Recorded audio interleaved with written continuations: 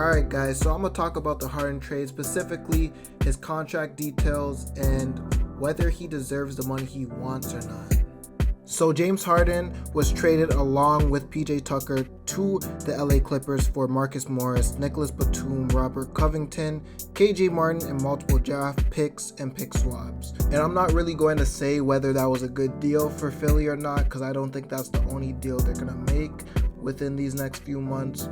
But I will say that the Clippers automatically go into a championship contending season immediately with James Harden's arrival, as well as the defense of PJ Tucker. But this still doesn't resolve the issue with Harden, that he still wants to be paid and he still wants a good contract for a certain amount of years. And I kind of quickly want to go back into his career to kind of see where his head's at and why he's kind of thinking this way of, I need my money, I'm not taking no pay cuts. So he started off drafted at OKC with KD and Westbrook, immediately becoming their third best player, but ended up having to be a sixth man due to OKC's lack of scoring off the bench.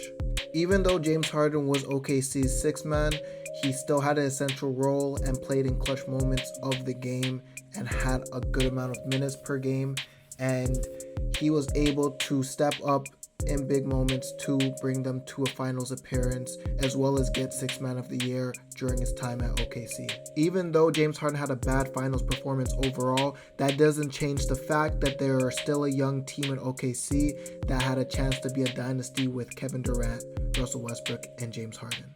But in the same offseason, James Harden and OKC did not come to agreement terms on a deal, and they ended up trading him to the Rockets. Harden essentially wanted a bigger contract due to him being a sixth man and him kind of stalling out his potential, even though he knew he was a starter caliber player. And he was hoping that making that sacrifice to be a sixth man would ultimately make OKC make the sacrifice to give Harden the contract that he wanted. But due to OKC being a small market team, it was harder for them to go into a luxury tax, so they ended up cutting ties with Harden and trading him to the Houston Rockets. Harden being on the Rockets really changed his whole career, because literally the first game as a Houston Rocket, he scored 40 points and he never looked back. This would all lead James Harden into being an MVP caliber player, getting multiple All-Star appearances, multiple first-team All-NBAs, and an MVP in the 2018 year, where he would bring the Rockets to the first seed with CP3, as well as almost bring down a super team in the Golden State Warriors, losing to them in 7 games in the Western Conference Finals. Harden has many accolades, including a 32 consecutive game streak of 30 points or more, as well as being a top 10 player all time in triple doubles. These accolades and more are the reason why James Harden is on the 75th anniversary team and is still a high valued player today. But with Houston really bringing out his worth as an NBA superstar and him keeping that mindset throughout his stops in Brooklyn and Philly, now brings the question of why he actually should get his contract now on the Clippers.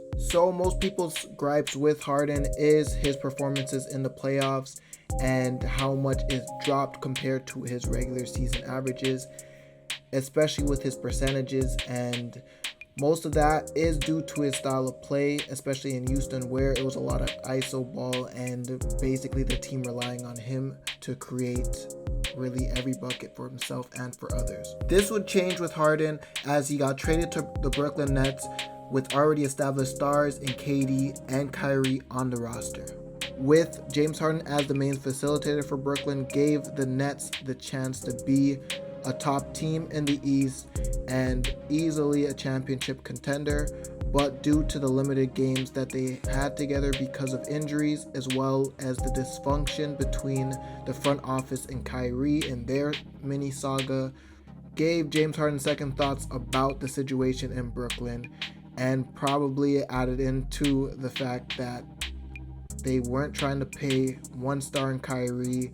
Now with the injuries of James Harden in that lineup with the big three, they probably weren't going to give him the contract either, and he made with that decision and decided to leave.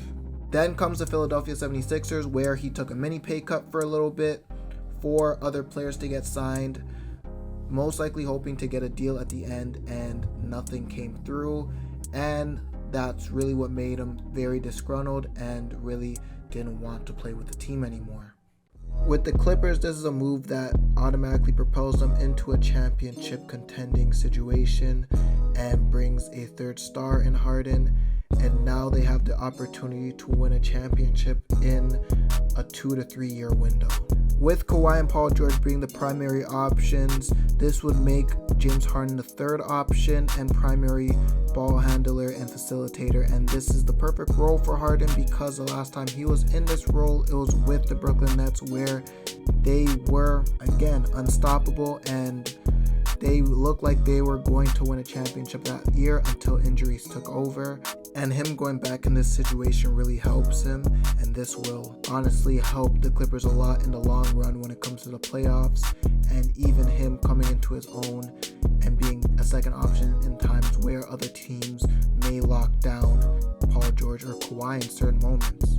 And with stars like this all over the court, you really can't guard everybody, and with Kawhi and Paul George probably getting the main attention from defenses, this leaves Harden with really a wide open field for him to do whatever he wants, at least from an ISO standpoint, not getting the best defender, as well as just facilitating a little bit easier through pick and rolls. And if any double teams come his way, an easy outlet to Paul George or Kawhi for buckets, or even Westbrook on drives and cuts. So I think it ends up being a lot easier for Harden to maneuver in this system. With Harden, this also helps another player, Russell Westbrook, that they got for good value in the offseason. But this really helps Westbrook stay to his strengths and gets another player on the court that's going to spread the court out for him, and that will make the game a lot easier as he can get a lot more one-on-one opportunities. And again, he doesn't have to facilitate too much through Harden being the main facilitator for that team when the time comes and he's really comfortable with the offense. With the LA Clippers, this gives them the opportunity to become a championship contender for the next few years, and really extending Harden to this deal is probably the best option for them because of really their injury history with their stars already. Kawhi being out for the past 3 years in the playoffs, and even Paul George having injury history. So adding another star to the mix and them staying afloat while one may be out at the end of the year or for extended time within the regular season only helps their chances. And Harden is going to honestly keep his value as a third option, as they can't double team him too much. Their main focus really being with Kawhi and Paul George gives him the opportunity to really thrive in a position as a third option, and he's done it before and only got success out of it, as well as him being a really good facilitator and has, for the Sixers, averaged around 10 assists in the past few years. So I think it's really clear to see that this is a good deal for the Clippers, and if they could actually extend him to the amount he wants, gives you a really good championship window for the next few years. But what do you guys think? Do you think James Harden's worth the money that he wants, which is around $40 to $50 million a year? Or is he going to have to just accept that he has to take the pay cut as an aging star that could be on a decline sooner than later? But please like, comment, and subscribe. Thanks for watching, and I'm out.